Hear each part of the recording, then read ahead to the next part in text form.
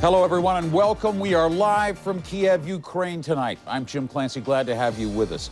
You know, this is a country that wants to close the development gap with Western Europe, the developed countries there.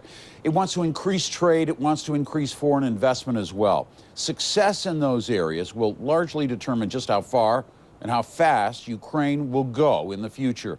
Enter an important catalyst, the UEFA European Football Championships.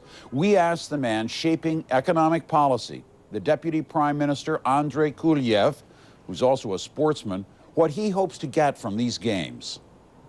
Знаете, только позитивное, только положительное. Of course, it will have only positive impact. You understand that to prepare for this championship, we have to build hotels, we have to repair airports, we construct thousands and thousands of kilometers of motorways, so exclusively positive impact.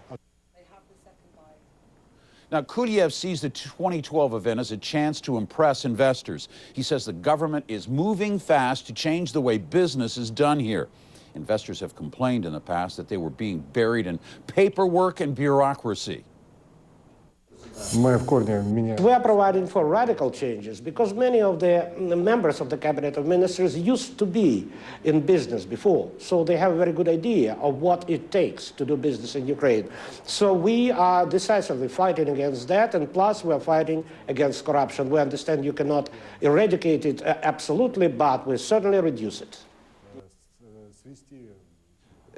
Important laws have been passed. Western diplomats telling us they too see some reforms taking effect, but those reforms are going to be tested. How well will they work? A little more detail on Ukraine's economy. It's estimated the country's exports reached nearly $50 billion in 2010. Steel and metal products are their top export, accounting for nearly 70% of that total. According to Ukrainian government figures, Russia is far and away the country's top trading partner, taking in more than $12 billion in goods last year.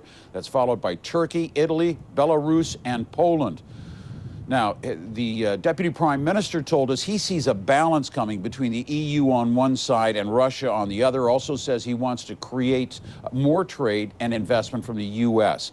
The most important index of all of this, says Klyuyev, is the creation of jobs. In the end, he sees employment and a higher standard of living being driven by industrial development, investment, and exports. Klyuyev sees a more balanced trade sheet ahead as well. Потому что, допустим, взять топливно-энергетический комплекс. Well, actually speaking about fuel and energy sector, for instance, we intend to develop our own extraction and production of hydrocarbons, I mean the oil. Plus, we are talking about very serious extraction of gas, and we have very interesting negotiations with foreign partners, such as, for instance, Chevron.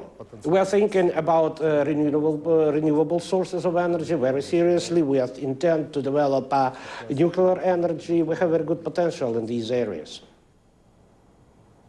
All right, no details on those talks with Chevron over oil or gas development here in Ukraine, but of course, Ukraine is a key supplier of gas in transit from Russia into the European Union.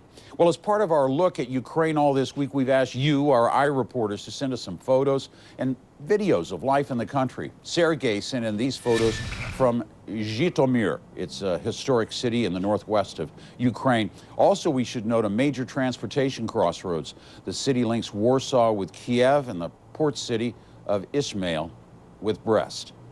Yuri took these photos in his hometown of Chortkiv in western Ukraine. They show the city's landscape and two Christian churches during last year's Easter celebrations. Thanks for those. We also got a video that came from Volodymyr.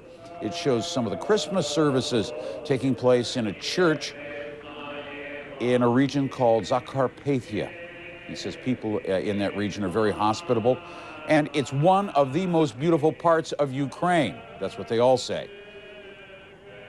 Keep watching iList to get a flavor of life in Ukraine from our iReporters. Or why don't you do this? Submit your own images. Just head to ireport.com/iList.